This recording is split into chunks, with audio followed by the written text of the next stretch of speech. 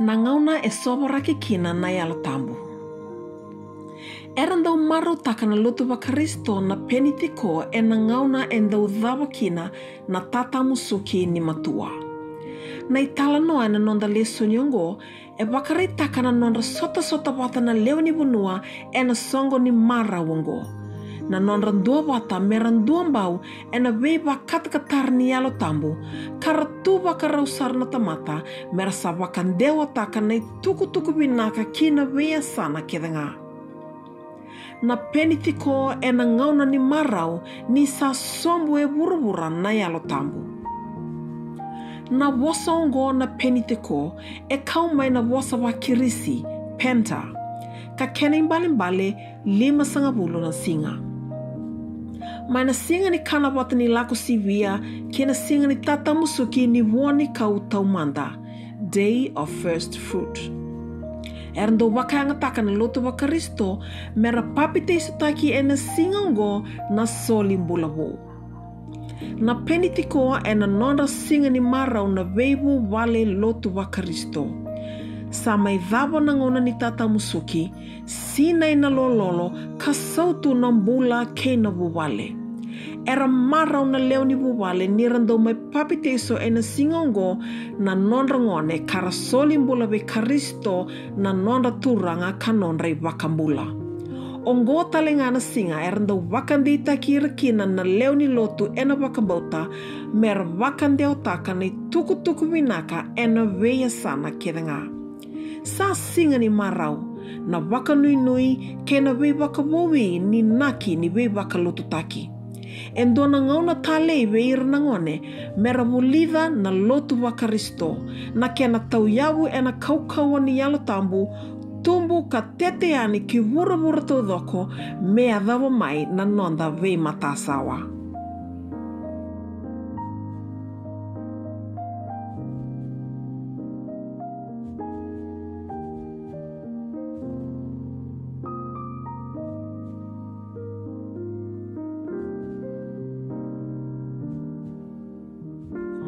Na yalo tambu ke ira na ngone.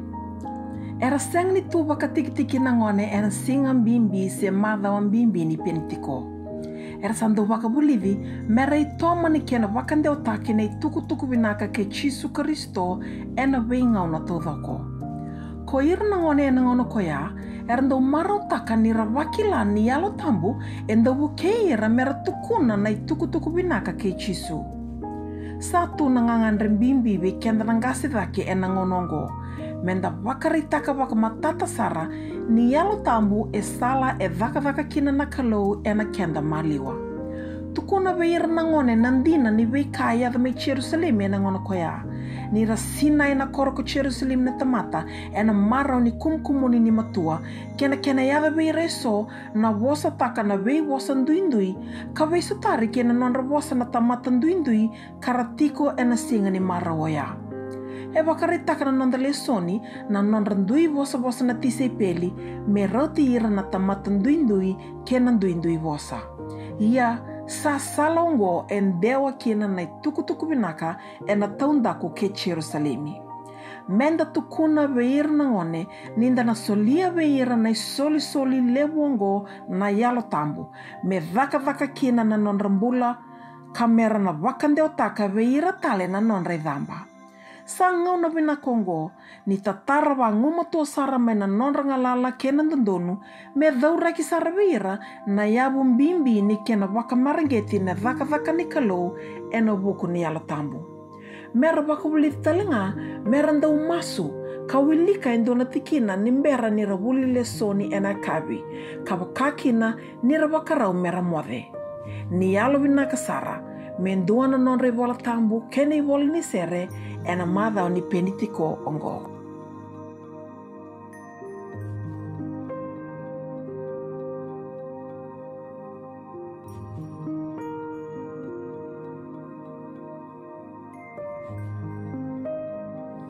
Na yalo tambu kei na itamba ngone. E nandonu makatiko e nangonongo na nanraungeti na itamba ngone e na wikai wakarutaka ko burubura. Era sa wakalala wakalebu na nonda tikina e na nonda bebal ni lotu. ka sa tiko kina na nui ngaungawa, se o dhei na susomi taki kenda nangase, ninda sana yaliani. Sa kene rei tiko, menda na dhaka tale wa ngumatua, me rao ninda maroro ira. Sa wakaru taka me kuburuburu nei tobo me muri e na ngauna wongo, kara sa malele kina na ngone. Nangito me rawako oso ikina, na technology me rawako elei, kina i wunga nei tobo se na mass culture me ranguele dawa kina na nonrei tutu nimbula.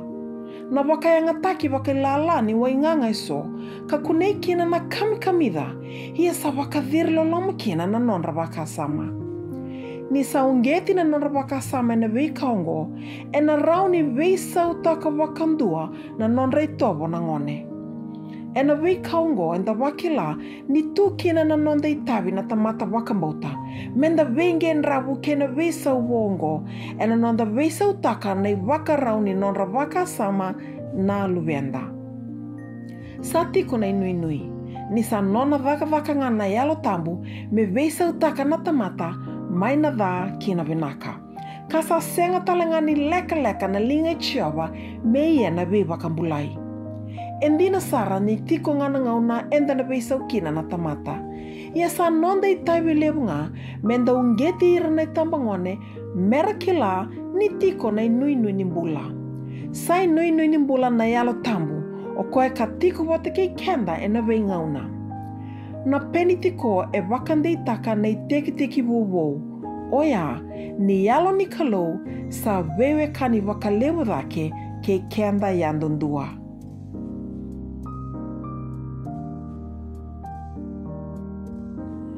Na yalo tambu kei na wawale. Ninda waka samataka na wasa susu e na ngonongo, enda na ukata mendo na venga rabi veir na ngone, me wakana vei susu e del kusha, babe lomani, se Saint Christopher. Ko ir na ngone susu, era kotu mai endua na mawani waka sama. Trauma, se na tragedy, karabaka nui nira na sotavi e na wuwale se e na bonua ni vei wakarutaki.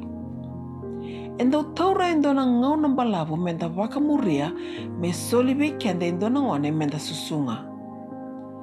Na susu vei paula e na ngauna ni matini tu wakaroma indui na kene wakarau. Era sengan endo susu na ngone lalai, ia, era na wakamateinga, ni sarui saulevu na vei kaen baleta na vei susu. Na wuwale kaukaua ke na wuwale wutuni au, na susunga nga na ngone lelevu se tamba ngone, mera rawa ni vei susomitaki veira na ndau vei susu. Ka wakakina na nonra na wakabulivi, mera maroroya na iau ni wuwale. Era ndau susu na ngone tani mera tomana na ngaravi ni wuwale, baleta ni rasenga ni ndau wakambauti na ngone e loma ni vale. Ni rasusu na ngone e na wakasama wakaroma, na susunga endua me na rau ni tubua na nui ni wuwale se nui nimbula.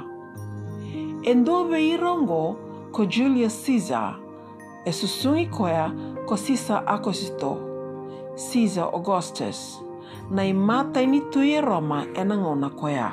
Me rawati na inaki e rabina kata nandau ni vei susu. E senga ni vei susu nga waka Italia. Era vei susu na kai Roma ni tiko endua na kena inaki mbimbi. Na leso ni matata kota kina ni nonda malmaluma kethenga sa wakawuna ni sa senga ni yanga menda susu. Enda kali tani mai wana dau ni vei susu ni sa levu na nonda dhakavala. Ina yalo tambu sa wakatakila ninda sarui kambimbi e na buku i Karisto. Enda na kadhi, apa, tamangu, ni vinaka tiko na nonda wewe kani ke chisu ke na yalo tambu. E na ngonongo sa kambimbi sara menda susunga na ngone mera rawata na mbula vinaka. Mera mbula vinaka, wuli vinaka, ka mera rawa ka e na singa ni mataka.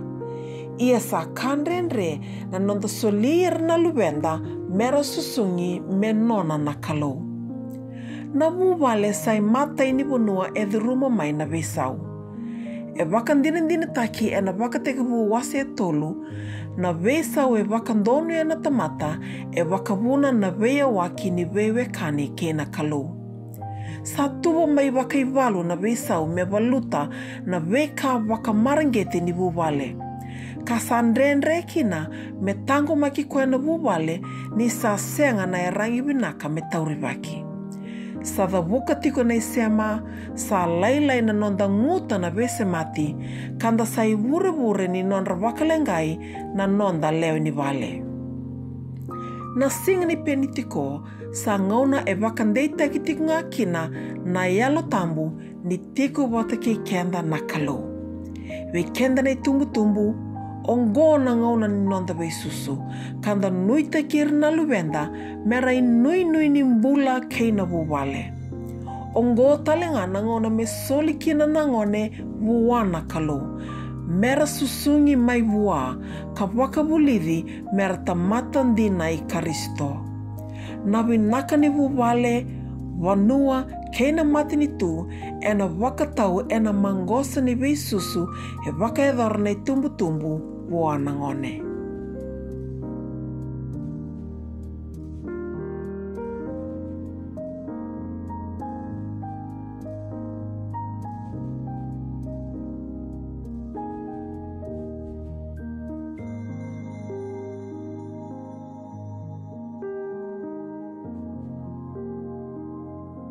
Na singa ni penitiko. Na nona tau sota na tise I peli e na tamba ni vale rake, e tukuna e rua na kambimbi.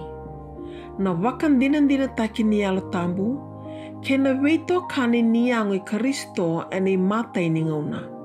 Ia, na kaukau ni alo tambu, sa wevi ngubi e na ngauna watoia, me tega wutaki kina na lotu wa Karisto. Ni vina kati endona ka membula e na soli viengu kina na kalu. Na mbuli ni tamata e na wakatekevu.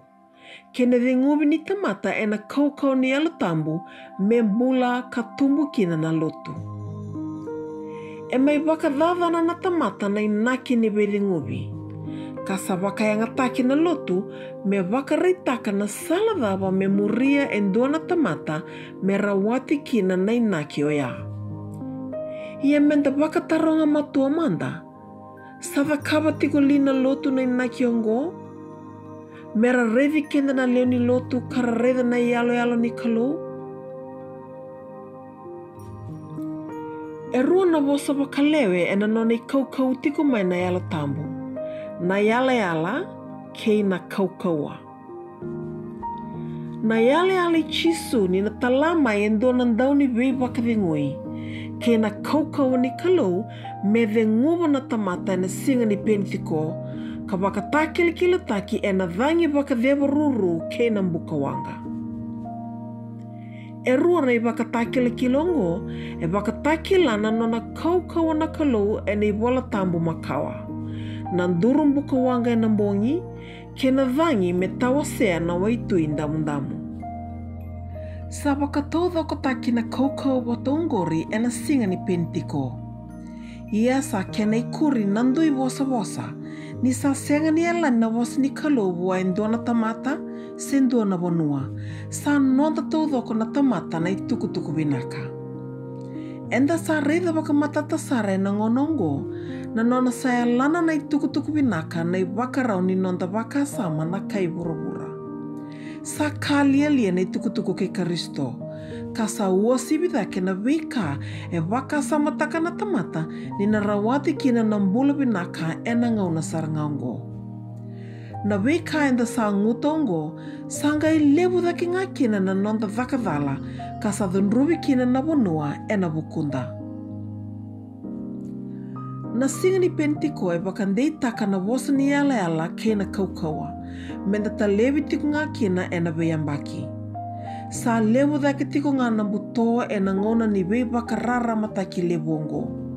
Ia sa ndurumbuka wanga na kalau, me wei wakarara mataki e na mbongi muto, ka wei ngubi me lako sibitikina na wei ka sa wei wakambuto taki.